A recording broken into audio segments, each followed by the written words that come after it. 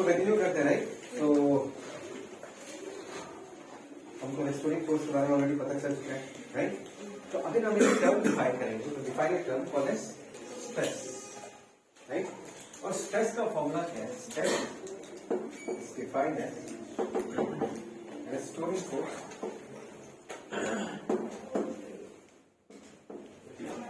Divided by area. मतलब restoring force पर area, मतलब अगर इस क्रॉस सेक्शन का वैल्यू ए है, रेस्टोरिंग फोर्स का वैल्यू एफ आर, तो स्ट्रेस का एक्सप्रेशन क्या होगा? F R divided by unit क्या होगा? न्यूटन पर मीटर। So stress right. और हमने देखा है कभी कभी ये वाला रेस्टोरिंग फोर्स इसके बराबर होता है एक्सटर्नल फोर्स के बराबर, तो वो वैल्यू पुट कर सकते हैं एक्सटर्नल फोर्स का। नहीं बराबर है तो रेस्टोरिंग फोर्स का वैल्यू भी निकालना पड़ेगा। रिजल्ट है कोई डाउट? अच्छा एक बात बताओ, तो इसके जस्ट पहले हमने ये डिस्कस किया था कि अगर हम किसी बॉडी को डिफॉर्म करते हैं तो तीन अलग अलग तरीके से बॉडी को डिफॉर्म कर सकते हैं। तो तीन अलग अलग type of restoring force develop हुआ होगा, and because there are 3 different types of restoring forces. हमने जो ये स्ट्रेस डिफाइन किया है इसका भी 3 अलग अलग कैटेगरी है। योर स्ट्रेस किस पे डिपेंड करता है? रेस्टोरिंग फोर्स पे डिपेंड करते हैं। रेस्टोरिंग फोर्स खुद अगर 3 अलग अलग टाइप्स के हैं तो स्ट्रेस भी हम 3 अलग अलग टाइप्स के डिफाइन करेंगे, ठीक है। तो सबसे पहले आता है नॉर्मल स्ट्रेस, सबसे पहला केस याद है? तो रॉक को खींच के जो हमने लंबा किया या कंप्रेस करके छोटा किया, वो वाला केस नॉर्मल। नॉर्मल का मतलब क्या है? परपेंडिकुलर। इसको हमने नॉर्मल स्ट्रेस क्यों बनाया? बिकॉज वो जो फोर्स है it is perpendicular to the cross sectional area. इसको हम लॉन्गिट्यूडिनल स्ट्रेस भी बोलते हैं। ये भी बोला था कि ये जो फोर्स है that is along the length of the, that is the reason हमने इसका दूसरा नाम क्या रहता है? Longitudinal stress right. सो मैंने तुमको एग्जांपल दिया था, फैन का शाफ्ट का एग्जांपल दिया था और इस पिलर का एग्जांपल दिया था। फैन वाले शाफ्ट में जो स्ट्रेस डेवलप होगा उसको हम टेंसाइल स्ट्रेस बोलेंगे, एंड ये जो पिलर में जो स्ट्रेस डेवलप होगा उसको हम क्या बोलेंगे? We shall call it as compressive stress. Very simple. This are the two examples. यहाँ पर इस पर्टिकुलर रॉड में जो स्ट्रेस डेवलप होगा that is called as tensile stress. ये पिलर है, पिलर में दबाव है, इसमें जो स्ट्रेस डेवलप होगा उसको हम क्या बोलेंगे? कंप्रेसिव स्ट्रेस, ठीक है। बस इतना ही बोलना। अभी तुमको अगर लिखना है नॉर्मल स्ट्रेस का कभी कभी सिंबल ना ये सिग्मा से रिप्रेजेंट करते हैं। सिग्मा सिग्मा पता है ना? तो सिग्मा से रिप्रेजेंट करते हैं नॉर्मल स्ट्रेस का एक्सप्रेशन है। सिग्मा ऐसे लिखते हैं limit a tends to 0 f r by T। इसका मतलब है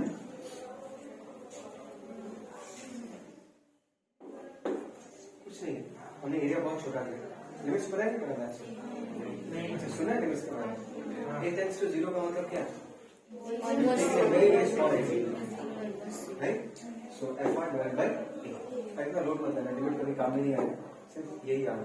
force restoring divided by what? Clear? समझ में? अच्छा फिर हम एक केस लेंगे,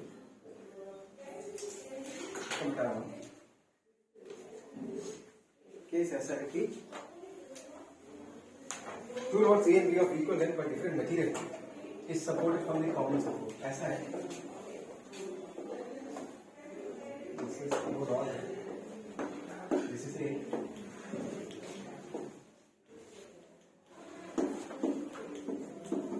this is B, ठीक है। A का जो वेट है दैट इज 600 न्यूटन और ये वाला रॉड जिस ब्लॉक को सपोर्ट कर रहा है उसका वेट है 6000। एग्जैक्ट है। इसका जो एरिया है रॉड का cross sectional area that is 10 millimetre square और इस रॉड का जो क्रॉस सेक्शनल एरिया है दैट इज 1000 मिलीमीटर स्क्वायर, ठीक है। क्वेश्चन ये पूछा है identify the stronger material. Stronger material मतलब दोनों रॉड में से कौन से रॉड का मटेरियल ज्यादा strong? Identify the stronger material. जैसे this is material A and this is material B. कैसे निकालोगे कौन सा स्ट्रॉन्गर मटेरियल?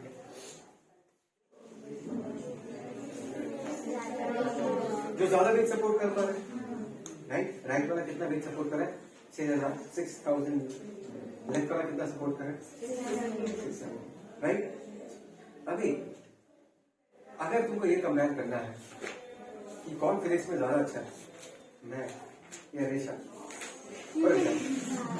नो कंपेयर, अगर ये कंपेयर करना है, राइट? तो ऑब्वियसली तुम एग्जाम लोगे, एक शीट दोगे, 50 क्वेश्चन का दोनों, जो ज्यादा मार्क्स, बेसिकली ऐसे करते हैं ना, जिसका मार्क्स ज्यादा होगा वो उसको फिजिक्स ज्यादा, as simple as that, right? But अगर दोनों का क्वेश्चन पेपर ही अलग है और रेशा को मिला 50 में 20 और मेरे को मिला 50 में 40, नहीं बेसिकली नहीं, अच्छा बोलूंगा, तभी सीन क्या है, मेरे को 40 मिला, इसको कितना मिला 20, एग्जैक्टली, लेकिन दोनों का क्वेश्चन पेपर अलग है। इसका बहुत टफ था, इसका क्वेश्चन पेपर बहुत टफ था, मेरा बहुत ही आसान था, तो तुम कंपेयर नहीं कर पाओगे, राइट? आइए ना, तो अगर तुमको हम दोनों को कंपेयर करना है तो मेजर करने के लिए तुमने जो रेफरेंस चूज किया, दोनों के लिए क्या होगा? We should be given the same question paper, right? उसमें फॉर एग्जाम्पल रेशा को 40 मिल गया, मेरे को 20 मिल गया, वेरी क्लियर कि उसको अच्छा फिजिक्स आता है और मेरे को उससे कम फिजिक्स आता है, right? I'm getting the point मेरा फ्रेंड। अरे भाई मेजर प्लेटफॉर्म क्या होना चाहिए इससे? अच्छा अभी यहाँ पर देखो, यहाँ पर जो दो रॉड्स है, ये दो रॉड्स क्या करते हैं? दो वेट्स को सपोर्ट करते हैं। एक ने ज्यादा वेट को सपोर्ट किया 6000 न्यूटन और एक ने 600 न्यूटन को सपोर्ट किया, लेकिन ध्यान से देखो दोनों रॉड्स का क्रॉस सेक्शनल एरिया, जिस जगह पर फोर्स लग रहा है वो भी अलग अलग है, समझ में आया? तो अभी अगर तुमको ये पता करना है कि कौन सा मटेरियल ज्यादा स्ट्रांग है तो तुमको दोनों का क्वेश्चन पेपर सेम रखना पड़ेगा। तुमको ये देखना पड़ेगा कि पहले वाले की पर मिलीमीटर स्क्वायर मतलब एक यूनिट एरिया में कितना फोर्स वो झेल रहा है और दूसरा वाला मटेरियल के यूनिट एरिया में वो कितना फोर्स झेल रहा है, तब ना तुम कंपेयर कर पाओगे। पर millimetre square per unit area जो ज्यादा फोर्स झेल रहा होगा उसका स्ट्रेंथ ज्यादा होगा, समझ में आया?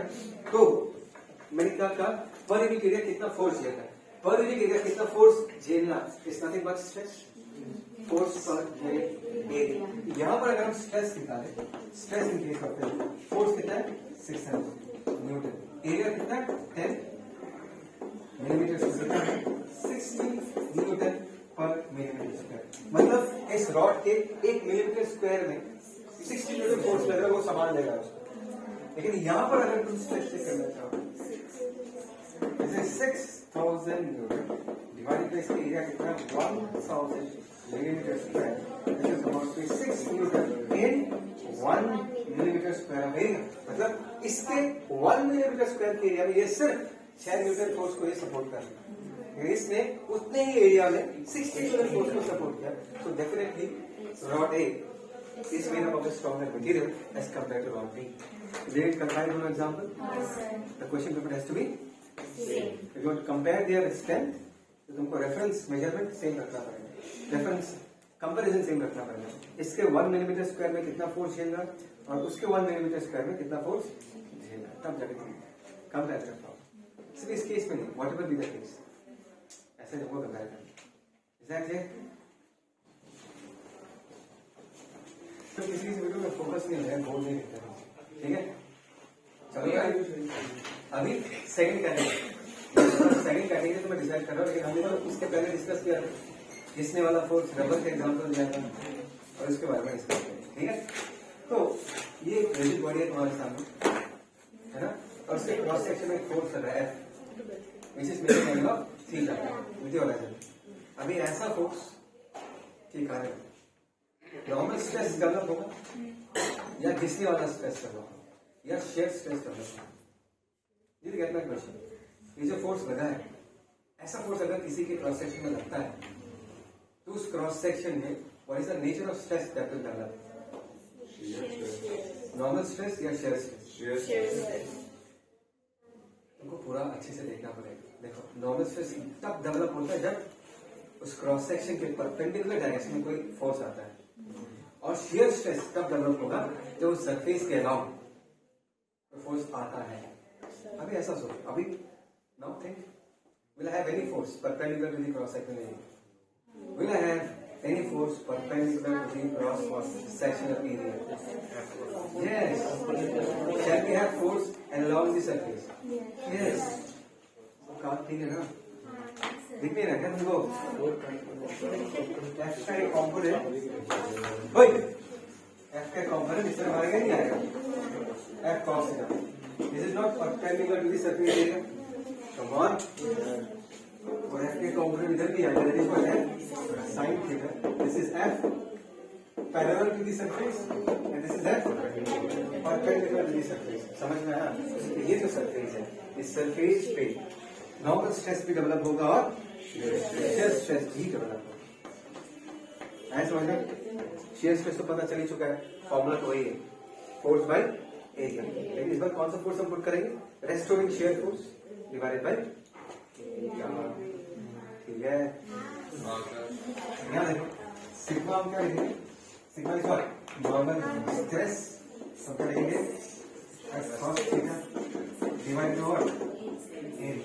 जो शेयर स्ट्रेस का सिंबल है उसको हम टाउ से रिप्रेजेंट करते हैं, टाउ से, और यहाँ पर टाउ हम क्या लिखेंगे? That is F sin divided by what? Is that clear? हमने इसको ट्विस्ट किया, एक रॉड बॉल के साथ फिक्स्ड है, तो इन दिस केस अगर डिसाइड हो रहा होगा तो वॉल और रॉड की ये वाला जो हैच सरफेस एरिया, इस वाले के एरिया के अराउंड क्या हो रहा होगा? डिसाइड हो रहा होगा। बात समझ में आ रहा है नहीं यार? तो यहाँ पर अगर मुझे स्ट्रेस डेवलप डिफाइन करना है, हम वो फोर्स लिखना पड़ेगा, डिवाइड पर कौन सा एरिया लिखना पड़ेगा? किसी वाला सरफेस, ये वाला सरफेस लिखना पड़ेगा। समझ में आया? तो यहाँ पर भी क्या स्ट्रेस डेवलप होगा? शेयर स्ट्रेस डेवलप होगा। किसी में कोई डाउट? बोलो भाई। सिंपल, मैंने सब कुछ अच्छे से लैंग्वेज में लिख के दिया, ये सब चीज अपने नोट्स में, ठीक है? नोट लेने का नहीं। Shearing stress is produced when one section of a body tries to slide past its adjacent section. Back of class imagine करो, when one layer tries to slide on against other layer, ये देखा हुआ, ठीक है? और यहाँ पर shear stress का एग्जांपल दिया, मैं एग्जांपल तुमको देता हूँ। Let us imagine a flowing river, ठीक है ना? Let us imagine a flowing river. और फ्लोइंग रिवर का मैं क्रॉस सेक्शनल एरिया देखूंगा। क्या देखूंगा? क्रॉस। मतलब रिवर अगर ऐसा फ्लो कर रहा है, ऐसे काट के चेक करो, अलॉन्ग द फ्लो काट के चेक करो। So let's take something flowing,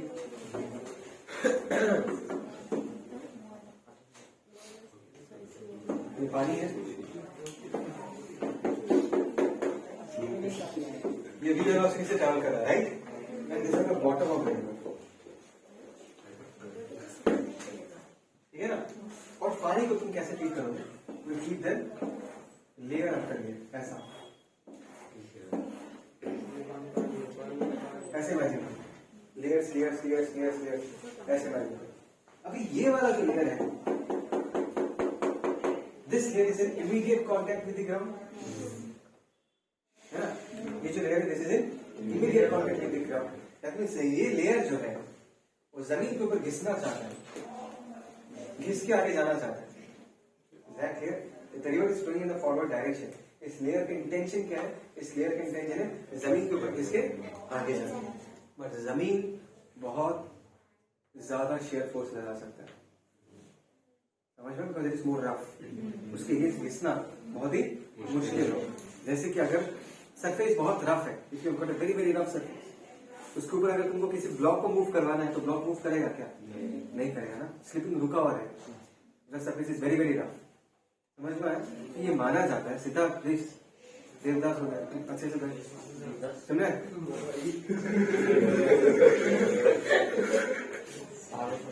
ऐसा लगता है तेरे को सोने नहीं दे रहा, पाप लगेगा तेरे को। सुनने वाला मैं क्या कह रहा हूँ? अच्छा देखो, तो मैं ये कहना चाहता था कि जैसे कि इमेजिन करो कि अगर सरफेस, जमीन वाला सरफेस बहुत रफ हो और तुम उसके ऊपर फॉर एग्जाम्पल एक ब्लॉक को घिसना चाहते हो, तो ब्लॉक घिसेगा क्या? इंटेंशन तो होगा घिसने का, लेकिन स्लिपिंग चालू नहीं होगा। इंटेंशन ऑफ स्लिपिंग होगा तो दोनों सरफेसेस के बीच को रिलेटिव मोशन नहीं होगा, बिकॉज शेयर फोर्स इतना तगड़ा होगा कि उसको स्लिप करने देगा नहीं, तुम घिस नहीं पाओगे। राइट। तो ये माना जाता है कि अगर सॉलिड सरफेस के साथ कोई लेयर कांटेक्ट में होता है ना, सॉलिड सरफेस के साथ कोई लेयर अगर कांटेक्ट में होता है तो शेयर फोर्स इतना तगड़ा होता है कि सॉलिड सरफेस लेयर को रोक के रख देता है, क्योंकि बीच को रिलेटिव मोशन नहीं होता। तो नीचे वाले लेयर का वेलोसिटी कितना होगा? 0। The layer of water which is in immediate contact with the bottom of the river will be at rest.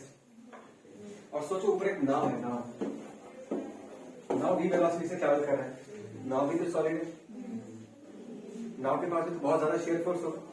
जब ये आगे ट्रैवल करेगा तो नाव के इमीडिएट कांटेक्ट में जो पानी का लेयर है उसको भी एक साथ उतने ही स्पीड से लेके जाएगा। समझ में? सेम लॉजिक, सॉलिड अगर है लिक्विड के साथ कांटेक्ट में, उनके बीच कभी भी रिलेटिव स्लिपिंग होगा नहीं। तुम्हारे पास एक बाल्टी ऑफ पानी है, राइट, गामला में पानी, उसमें अगर हाथ से पानी ऐसा मूव कराओगे, हाथ से अगर ऐसा पानी मूव कराओगे तो ऊपर वाला लेयर आ जाएगा, मूव कर जाएगा, लेकिन नीचे डिस्टर्बेंस नहीं आती। तुम्हारे हाथ के साथ जो लेयर कांटेक्ट में है उसको तुम डिस्टर्ब कर दो, वो पानी तुम्हारे साथ आ जाएगा। ऐसा ही कुछ है। तो यहाँ पर क्या होगा? देखो, यहाँ पर टॉप लेयर का वेलोसिटी सबसे ज्यादा होगा v, and as you go down the velocity will keep on decreasing and finally become 0 at this point। तो कुछ ऐसा होता है, वेलोसिटी का डायग्राम बना, ये एरो दिख रहा है ना, this represents the velocities of the layer. समझ में? और हर दो लेयर के बीच का लग रहा होता शेयर फोर्स। समझ में आ रहा है नहीं? हर एक लेयर के बीच क्या लग रहा है? Shear force. बात समझ में? अगर हमारे पास गिलास में एक पानी है, उसको अगर मैं गिराता हूँ बहुत आसानी से गिर जाता है, लेकिन अगर गिलास में हनी है उसको गिराना चाहता हूँ वो टाइम लेके गिरेगा, क्योंकि हनी के लेयर्स के बीच का शेयर फोर्स बहुत ज्यादा है, तो वो फटाफट मूव नहीं कर पाएगा, स्लाइडिंग बहुत धीरे धीरे होगी। समझ में आया? जब तुम चाय पीते हो, चम्मच से जब शुगर को मिलाते हो, मिला के फिर छोड़ दिया, राइट, इनिशियली तो वो गोल घूमता है टोर्नेडो, राइट, या टोर्नेडो के शेप का, फिर कुछ टाइम के बाद तो रुक जाता है ना। क्यों रुकता है भाई? Why does it stop rotating? इसके पास तुमने तो एनर्जी दिया था, अगर ये रुक गया तो उसका सारा एनर्जी खत्म हो चुका है। क्यों रुक गया?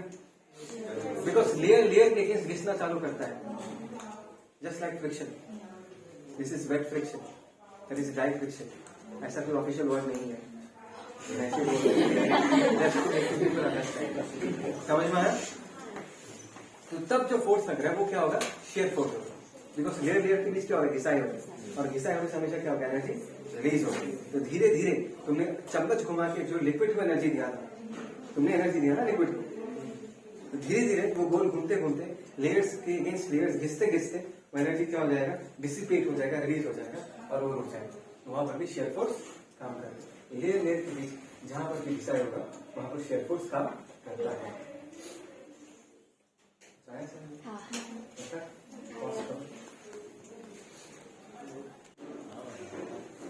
ओके, तो पहला क्वेश्चन देखिए यहाँ पर, this is A steel plate, और स्टील का जो शेयर स्ट्रेस है वो दिया हुआ, और जस्ट इमेजिन करो कि यहाँ पर क्योंकि ये टुकड़ा दिख रहा है ना, पतला सा एक सिलेंडर दिख रहा है, मुझे क्या करना है? मुझे ऊपर से फोर्स लगा के इस टुकड़े को निकाल के लेकर आना स्टील प्लेट से। समझ में आया? तो तुमको पूछा है determining the shearing force necessary to shear the hole of 1 centimetre in diameter. जो डायमीटर है वो कितना दिया हुआ है? That is given as 1 centimetre, और इसका जो थिकनेस है, इसका थिकनेस कितना दिया? 0.5 सेंटीमीटर। तो शेयर फोर्स कितना चाहिए वो पूछा। Is that it? So this is the first question. Second question क्या देखो, this is a normal rod, और दोनों एंड्स पे तुमने ऐसा फोर्स लगा है। यहाँ पे देखना, दिस है एंड दिस है, they are perpendicular to the cross sectional area. That means the kind of stress at this cross section should be normal stress. और नहीं चाहिए। Let us say तो इस क्रॉस सेक्शनल एरिया में area का मतलब कितना है? तो तुमको यहाँ पर बोला कि तुम ऐसे क्रॉस सेक्शन इमेजिन करो, ऐसा क्रॉस सेक्शन जो वर्टिकल के साथ कितना एंगल बना रहा है? थीटा है, मतलब ऐसा क्रॉस सेक्शन, मतलब अगर रॉड को इमेजिन करोगे तो ऐसा हो, ऐसा समझ में? ऐसा क्रॉस सेक्शन है जो वर्टिकल के साथ कितना एंगल बना रहा है? तो इस क्रॉस सेक्शन पे टेंसाइल स्ट्रेस कितना वो बता रहा है, शियर स्ट्रेस कितना वो बता रहा है, और कितने एंगल पे, एट व्हाट थीटा, इस थीटा का वैल्यू कितना होना पड़ेगा for which tensile stress is maximum, ये बता रहा है। ठीक है, इज दैट क्लियर? चलो स्टार्ट करते हैं इस क्वेश्चन को। क्वेश्चन में समझ में आ गया? अभी उस डायग्राम को देख, मैंने बोल्ट को निकाल दिया, दबा के प्रेस करके उसको निकाल दिया। मतलब एक्चुअली मैं इसको इधर दबाऊंगा तो नीचे निकलना चाहिए, मैंने ऊपर देखा कि किसी को डायग्राम में कंफ्यूज नहीं होगा, ठीक है? ऊपर से दबाया तो नीचे निकलेगा, ठीक है? नहीं, मैंने बस इस चीज को ऊपर देखा है। एग्जैक्टली जस्ट इमेजिन कर कि अगर मैं ऊपर से इसको प्रेस करता हूं, जब ये निकलने जाए तो उसकी कौन सी जगह पर फोर्स लगेगा? जब वो बोल्ट है, ये जो एक डिस्क शेप ऑफ स्ट्रक्चर है, जब वो निकल के आना चाहे तो उस particular disc shape thick structure के कौन सी जगह पर फोर्स लगेगा और कैसा फोर्स लगेगा?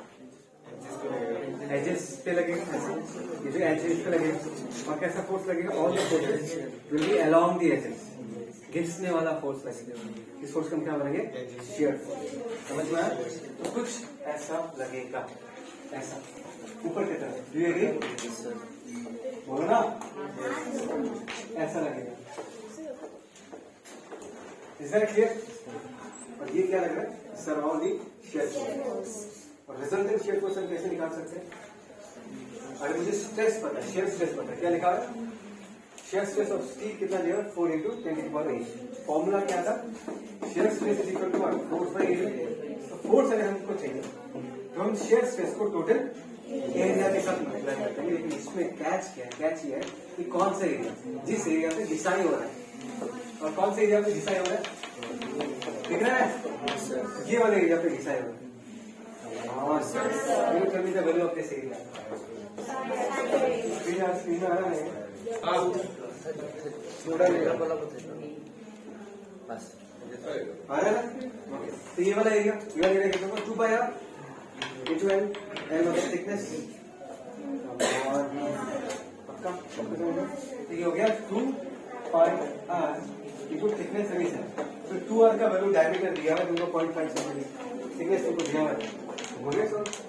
एरिया पता चल गया? एरिया के साथ तुम क्या भाई सुनो, एरिया के साथ क्या मल्टीप्लाई करोगे? कमर शियर स्ट्रेस मल्टीप्लाई करोगे, राइट? टाउ इनटू ए। तो फोर्स एफ का मतलब कितना होगा? टाउ इनटू ए। टाउ का मतलब तुमको ऑलरेडी यहाँ पर दिया हुआ है, एरिया तुमने यहाँ पर निकाल कर रखा है। मल्टीप्लाई करोगे तो क्या पता चल जाएगा? कितना ऑपोजिशन है, ऊपर की तरफ कितना ऑपोजिशन है, तो नीचे की तरफ कितना अप्लाई करना पड़ेगा? एटलीस्ट इतना अप्लाई करना पड़ेगा, एटलीस्ट इतना ही इससे ज्यादा। तो अगर मैं बाउंड्री कंडीशंस के टर्म्स से काउंट करूं, जितना शेयर फोर्स होगा उतना ही अप्लाइड फोर्स हमको एटलीस्ट लगाना पड़ेगा to take that bolt out of the steel frame. ठीक है, आगे बढ़े फटाफट। हो गया अच्छा, फटाफट। ये तो रॉड है, दोनों तरफ फोर्स लग रहा है। मैं इस डायग्राम को फिर से बताता हूँ, क्वेश्चन को मिला।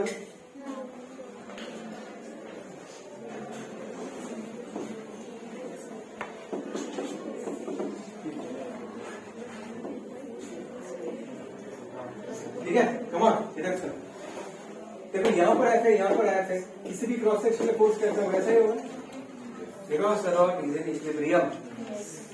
अगर इसका ये टुकड़ा भी लूं इधर, अगर ऐसे तो इधर क्या होना पड़ेगा? एफ को होना ही पड़ेगा, उपाय नहीं। बिकॉज ये टुकड़ा भी इक्विलिब्रियम में है।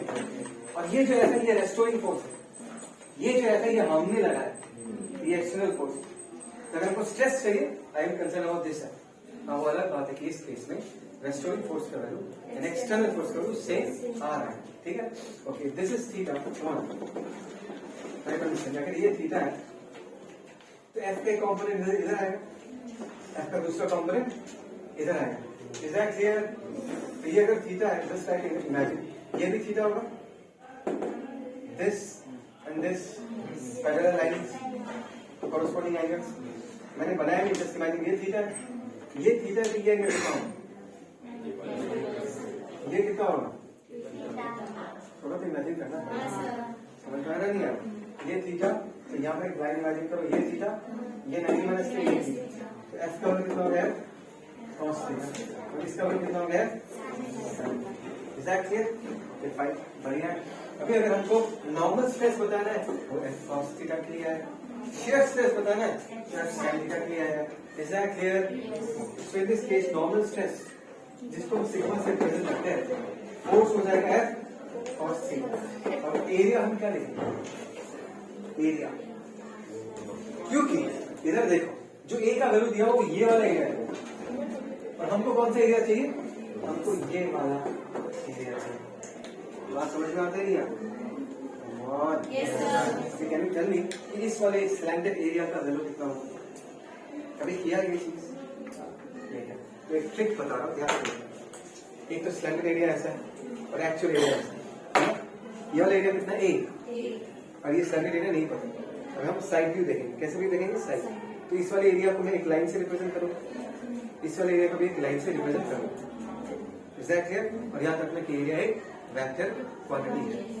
क्यों है मैं नेक्स्ट क्लास में बताऊंगा, अभी जस्ट समझना ऐसा। तो ये वाला जो एरिया ऐसा हो गया,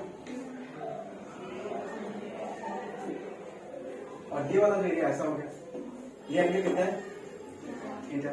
लेट अस से एरिया वेक्टर जो है वो हमेशा एरिया के सरफेस के परपेंडिकुलर होता है। एरिया वेक्टर जो है वो हमेशा एरिया के सरफेस पे परपेंडिकुलर होता है। तो इस स्लैंटेड एरिया को मैं ए डैश लिख देता हूँ,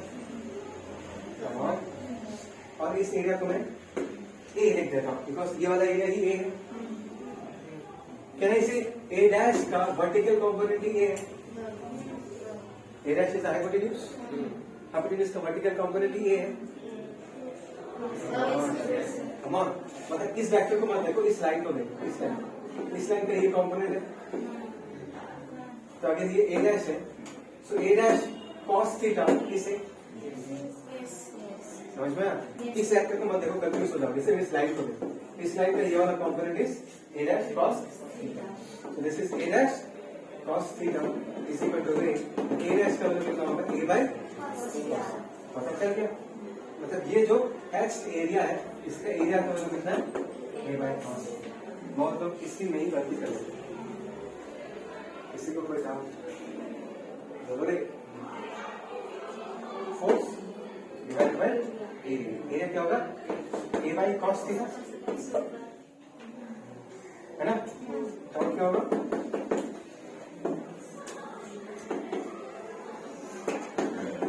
ऊपर चला गया, बोलो।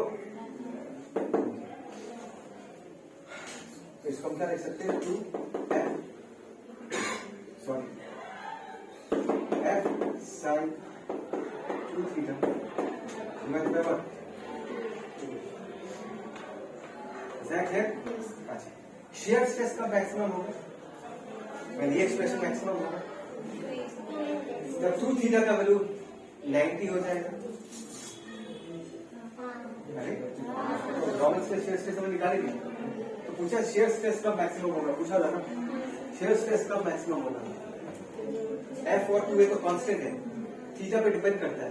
तो ट्वाइस थीटा का वैल्यू कितना होना पड़ेगा, 90। थीटा का वैल्यू कितना होना पड़ेगा, 45। तो अगर 45 डिग्री में स्लैंट है तो शेयर स्ट्रेस कितना होगा, मैक्सिमम। अगर नॉर्मल स्ट्रेस मैक्सिमम चाहिए तो थीटा को क्या होना पड़ेगा, 0। 0 का मतलब क्या है, ऐसा स्लैंट नहीं हो सकता, पूरा ऐसा होगा, पूरा ऐसा होगा। तो अब अगर ऐसा लगता है ये वाला, इस वाले प्लेन पे नॉर्मल स्ट्रेस क्या होता है, मैक्सिमम।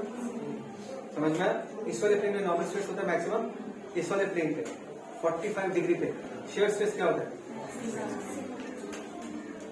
गया भेज में पक्का।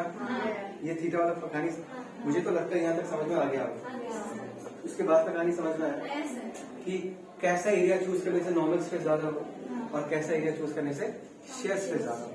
मतलब अगर ऐसा सरफेस है तो पूरा का पूरा फोर्स नॉर्मल स्ट्रेस से बना रहा है, ये पूरा फोर्स क्या बना रहा है, नॉर्मल स्ट्रेस। लेकिन अगर तुम सरफेस ऐसे बना दोगे तो ये पूरा फोर्स नॉर्मल स्ट्रेस नहीं बना रहा, इस फोर्स का एक कॉम्पोनेंट, एक टुकड़ा नॉर्मल स्ट्रेस बना रहा। तो ऑब्वियसली स्ट्रेस मैक्सिमम नहीं होगा। जब ऐसा लो तब जो एफ है वो पूरा का पूरा एक ही काम कर रहा है, दैट इज नॉर्मल स्ट्रेस। तो ऐसा अगर क्रॉस सेक्शन एरिया है तो नॉर्मल स्ट्रेस सबसे ज्यादा होगा, और शेयर स्ट्रेस होने के लिए इस एरिया का इंक्लिनेशन कितना होना पड़ेगा, 45 डिग्री, तब शेयर स्ट्रेस क्या होगा। ठीक है, दैट्स फॉर टुडे।